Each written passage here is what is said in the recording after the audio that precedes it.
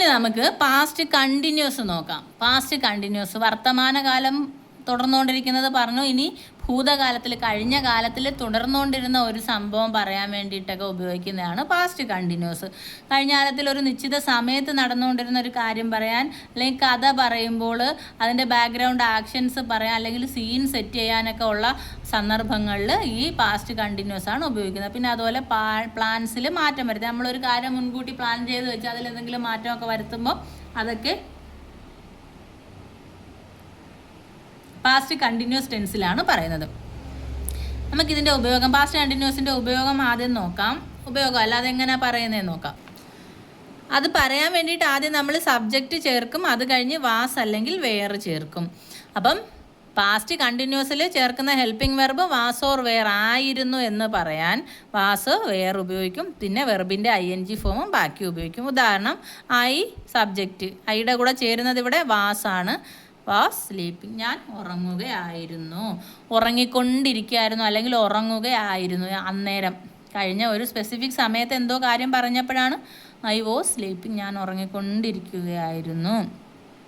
അതിനെ നെഗറ്റീവാക്കാൻ നേരെ പറഞ്ഞതുപോലെ തന്നെ സബ്ജക്റ്റ് വാസിൻ്റെ വെയറിൻ്റെ കൂടെ അനുയോജ്യമായ ഏതാണോ അത് എടുത്തെഴുതിയിട്ട് നോട്ട് ചേർക്കുക. വാസിൻ്റെ അല്ലെങ്കിൽ വെയറിൻ്റെ പ്ലസ് വെർബിൻ്റെ ING ഒബ്ജക്റ്റും ചേർത്തെഴുതും. ഇതിനെ നമ്മൾ നെഗറ്റീവ് ആക്കുമ്പം ഐ വാസ് ഇൻ സ്ലീപ്പിംഗ്, ഞാൻ ഉറങ്ങിക്കൊണ്ടിരിക്കുകയായിരുന്നില്ല, ഉറങ്ങുക അല്ലായിരുന്നു, ഉറങ്ങിക്കൊണ്ടിരിക്കുകയല്ലായിരുന്നു. ഇനി ക്വസ്റ്റ്യൻ ആക്കാനും എന്ത് ചെയ്യും? ഐ ഹെൽപ്പിംഗ് വെർബ് ആദ്യം എഴുതും, വാസ് ഓർ വെയർ ആദ്യം എഴുതും, പിന്നെ സബ്ജക്റ്റ് വെർബിൻ്റെ ING ഒബ്ജക്റ്റ് എഴുതി ക്വസ്റ്റ്യൻ മാർക്ക് കൊടുക്കും. വാസ് ഐ സ്ലീപ്പിംഗ്, കണ്ടോ? വാസ് ഐ സ്ലീപ്പിംഗ് ക്വസ്റ്റ്യൻ കൊടുക്കും. ഞാൻ ഉറങ്ങിക്കൊണ്ടിരിക്കുകയായിരുന്നോ നീ വന്നപ്പം? ഞാൻ എന്നെ കണ്ടില്ലല്ലോ, അന്നേരം നീ ഉറങ്ങിക്കൊണ്ടിരിക്കുകയായിരുന്നോ ഞാൻ? അങ്ങനെയൊക്കെ ചോദിക്കുമ്പോൾ. അപ്പോൾ ഇതിന് കൂടുതൽ പറയാത്തത് തുടക്കക്കാരായതുകൊണ്ട് വലിയ വലിയ സെൻറ്റൻസുകൾ പറഞ്ഞു കഴിഞ്ഞാൽ കൺഫ്യൂഷൻ ഉണ്ടാവും. അതുകൊണ്ടാണ് ഇത് മാത്രം ഇങ്ങനെ പറഞ്ഞ് മനസ്സിലാക്കാൻ വേണ്ടി പറയുന്നത്. പിന്നെ നമ്മൾ നേരത്തെ കഴിഞ്ഞ ക്ലാസ്സിൽ പ്രസൻറ്റ് കണ്ടിന്യൂസിൽ സ്റ്റേറ്റീവ് വെർബ്സ് വെർബ്സിൻ്റെ കൂടെ കണ്ടിന്യൂസ് ഫോം ഉപയോഗിക്കില്ല എന്ന് പറഞ്ഞ കണക്ക് തന്നെ ഇവിടെയും ഉപയോഗിക്കില്ല. പിന്നെ കുറച്ച് ഉദാഹരണം പറയാം. യു വെയർ റീഡിങ്, നീ വായിച്ചുകൊണ്ടിരിക്കുകയായിരുന്നു. യു വെയറിൻ്റെ റീഡിങ്, നീ വായിച്ചുകൊണ്ടിരിക്കുക അല്ലായിരുന്നു അന്നേരം എന്ന് പറയാൻ.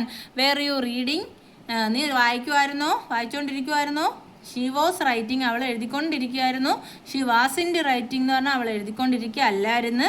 വാസ് ഷീ റൈറ്റിംഗ്, അവൾ എഴുതിക്കൊണ്ടിരിക്കുകയായിരുന്നോ എന്നൊക്കെ ചോദ്യത്തിൽ ചോദിക്കാം. ഇനി നമ്മൾ ഈ സിമ്പിൾ പ്രസൻറ്റ് ടെൻസിൻ്റെ യൂസേജസ് ആണ് പറയുന്നത്. അതിൽ ഇച്ചിരി വലിയ സെൻറ്റൻസ് ആണ്, അത് ജസ്റ്റ് ഒന്ന് മനസ്സിലാക്കിയിരുന്നോ എങ്ങനെ പറയുന്നതെന്ന് അറിയാൻ വേണ്ടിയിട്ടാണ്. പിന്നെ നമ്മൾ കൂടുതൽ പഠിച്ചു വരുമ്പോൾ നമുക്ക് വലിയ വലിയ സെൻറ്റൻസുകൾ പഠിക്കാം.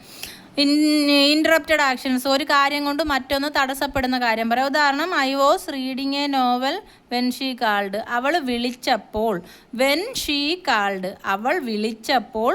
I was reading A novel, ഞാൻ അന്നേരം ഒരു നോവൽ വായിച്ചുകൊണ്ടിരിക്കുകയായിരുന്നു. അപ്പോഴാണ് അവൾ വിളിച്ചത്. അത് പറയുമ്പം ഇവിടെ ഈ പാസ്റ്റ് കണ്ടിന്യൂസ് ഉപയോഗം വരുന്നത്. പിന്നെ സ്പെസിഫിക് ടൈം, ഒരു പ്രത്യേക ടൈം പറയാൻ വേണ്ടി. അറ്റ് 10 PM ലാസ്റ്റ് നൈറ്റ്, ആ പ്രത്യേക ടൈമിൽ ഒരു കാര്യം നടന്നത് പറയാൻ വേണ്ടിയിട്ട്. അറ്റ് 10 PM ലാസ്റ്റ് നൈറ്റ്, കഴിഞ്ഞ ദിവസം രാത്രി 10 മണിക്ക് ഐ വാസ് വാച്ചിങ് TV, ഞാൻ TV കണ്ടുകൊണ്ടിരിക്കുകയായിരുന്നു. ഐ വാസ് വാച്ചിങ് TV, ഞാൻ TV കണ്ടുകൊണ്ടിരിക്കുകയായിരുന്നു. ഇപ്പോൾ ചിലപ്പോൾ ആരെങ്കിലും ചോദിച്ചിരുന്നല്ലോ 10 മണിക്ക് നിന്നെ വിളിച്ചിട്ട് കിട്ടിയില്ലല്ലോ, അല്ലെങ്കിൽ എവിടെ ആയിരുന്നു എന്ന് ചോദിച്ചപ്പോൾ അതിന് മറുപടി അറ്റ് 10 PM ലാസ്റ്റ് നൈറ്റ്, ഇന്നലെ രാത്രി 10 മണിക്ക് ഐ വാസ് വാച്ചിങ് TV, ഞാൻ TV കണ്ടുകൊണ്ടിരിക്കുകയായിരുന്നു. അങ്ങനെയൊക്കെ പറയുന്ന കാര്യങ്ങൾക്ക് ഇവിടെ ഏതുപയോഗിച്ചു? സിമ്പിൾ പാസ്റ്റ് പാസ്റ്റ് കണ്ടിന്യൂസ് ഉപയോഗിച്ചു.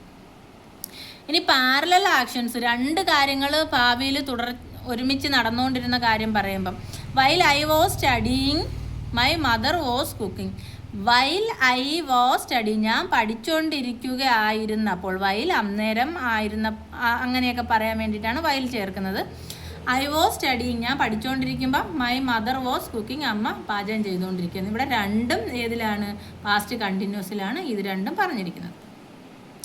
പിന്നെ അറ്റ്മോസ്ഫിയർ സെറ്റിംഗ് ഒക്കെ, അന്തരീക്ഷവും സെറ്റിങ്സും ഒക്കെ പറയുമ്പോഴും ഇത് ഉപയോഗിക്കും. ദ സൺ വാസ് ഷൈനിങ്, അതായത് ഒരു കഥയുടെയൊക്കെ ബാക്ക്ഗ്രൗണ്ട് സീനും അങ്ങനെയൊക്കെ പറയുമ്പോഴും എഴുതുമ്പോഴും, അല്ല അന്തരീക്ഷത്തിൻ്റെ കഥ അങ്ങനെ കാര്യം പറയുമ്പോഴും ഒക്കെ.